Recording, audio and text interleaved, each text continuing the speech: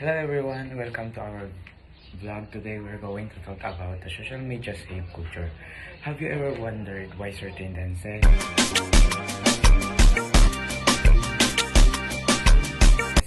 songs, Ikaw ang uuwian, baguhin man ng libo-libo or fashion is Champagne, pum pum pum pum pum.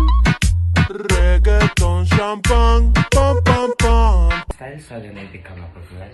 The answer is social media. Let's find out our influence our daily lives.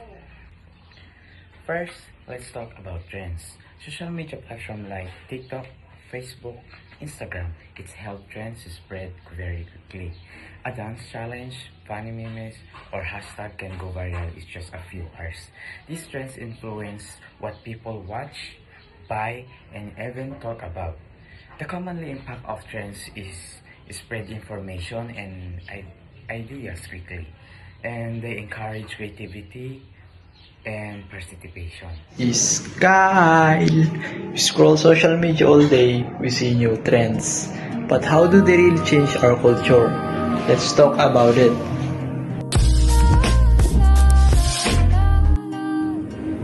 First, trends move instantly.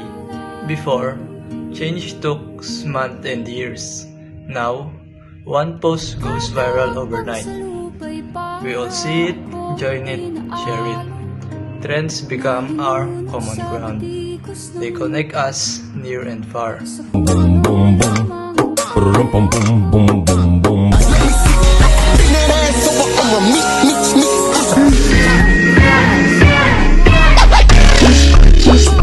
Não é nada de pega-pega, eu só quero te comer.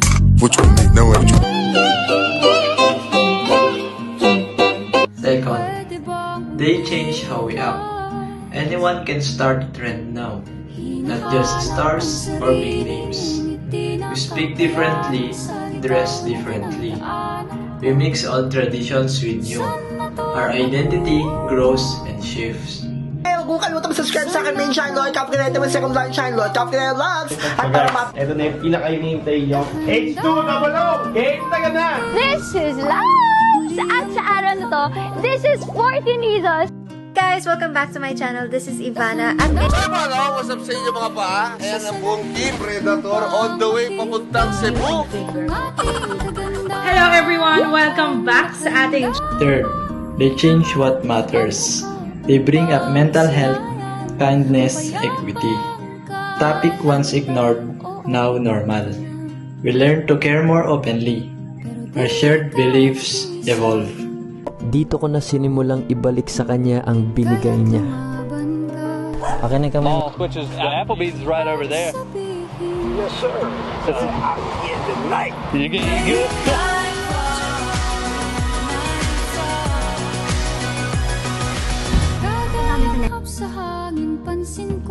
But let's be real, trends fade away quickly. Don't lose them and enjoy yourself. Enjoy them but stay true to you. Let's talk about music. Have you ever heard a song first on TikTok? Many songs become popular because of the dance challenge and short videos. Social media helps new artists reach audience around the world. Also, a commonly impact of the music is give talented artists more opportunities and introduce people to different culture and music genres. This is Eros! Did you know that how music shapes culture? Hi!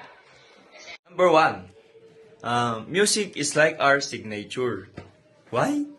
Because like, for example, if you hear the gangsa, sagaypo,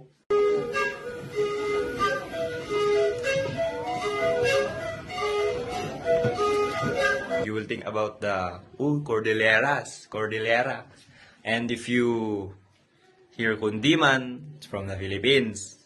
And the reggae, by the rivers of Babylon, where we sat down. it's from Jamaica.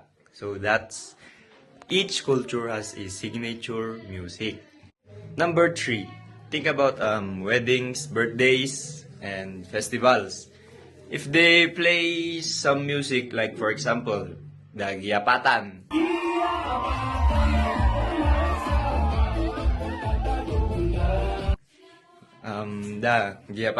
everyone will join and dance and clap and sing everything. Like before books, phones, and anymore, stories were told through music. Like the elders, they will sing about the mountains, their past lives through music. To wrap it up, music isn't just noise or entertainment.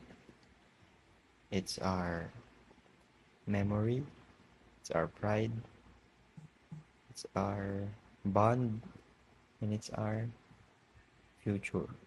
Like they say, without music, life would be a mistake.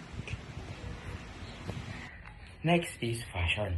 Many people get fashion inspiration from influenced celebrities and content creators. New clothing style become popular because of millions of people see them online. Commonly impact of fashion is to our culture.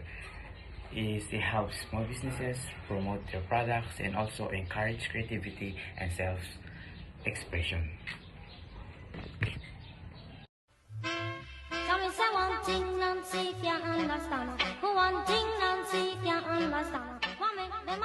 A few moments later.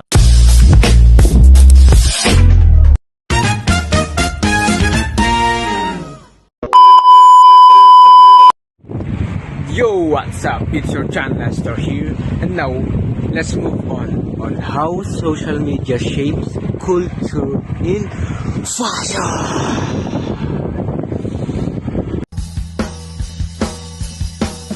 Boss! Boss! Burger ka sa akin! Papatulang kita! Have you ever looked at someone's outfit and thought, how did they end up dressing like this or this? A few years ago, fashion was all about magazine and celebrities. But today, everything people wear is from Y2K, old moneys, and streetwear to their own local looks has been completely transformed by social media. It shapes not what just they wear, but how fashion and culture evolve for everyone. First off, fashion used to be a VIP club. Only big brands, editors, and stars decided what was cool. But now, anyone can start a trend. A student, a thrifter, or someone just posting their daily looks. We don't wait for permission to have style anymore. And that's change our culture. We value our taste, not just what we are told to like.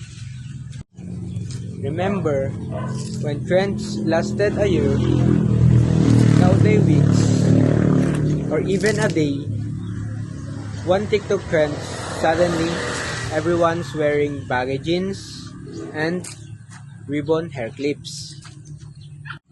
And now, this is my favorite part. Social media gave our culture a global stage. Traditional Filipino clothings, regional weaves, and styles from our communities aren't just for special occasion anymore. People wear them daily, post them, and the world falls in love with them too. It's not just copying trends, it's sharing who are we and appreciating styles from all over the world too. Fashion isn't just about looking good anymore. It's about what we stand for. We post thrifting hauls to fight waste. We celebrate all body types. We support small local businesses. So at the end of the day, social media didn't just change our clothes. It turned fashion into something we all make together. It connects us, gives us voice, and let us carry our culture wherever we go. And that's all. Thank you everyone for watching my video.